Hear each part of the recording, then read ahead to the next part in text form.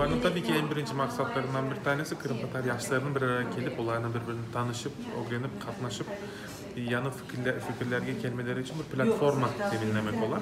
Biz de bu senesinde böyle bir platformanı teminlemeye gittik ve hem de topaşımızda gelgen arkadaşlarımızdan bazı bir levhalar davet ederek, olan levhalar, projeler hazırlamalarını rica ederek aslında kurultayın bitkende konkret programlara ve fikirlerle gelmeye maksat ettik.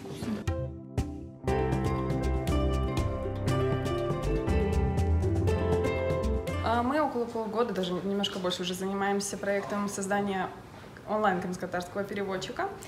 И, собственно, когда узнали, что есть такая возможность, есть такая платформа, нам тоже захотелось принять участие в ней, представить наш проект, найти единомышленников.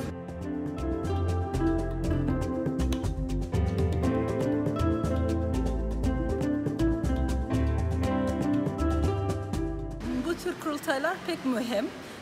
Çünkü bir tek Kırım'dan değil, Kiev'den bundaki Kırım Tatarları, bir tek Türkiye'den değişik şehirlerinden gelgen Kırım Tatarları da hep beraber birlikte bulamız ve pek değerli fikirler var, pek değerli projeler var. Biz bunlardan yararlanmamız gerekiyor. Ben de İngiltere'den geldim ki bunlarla bir öğrenelim çünkü bizde de materyal gerekiyor İngiltere'de.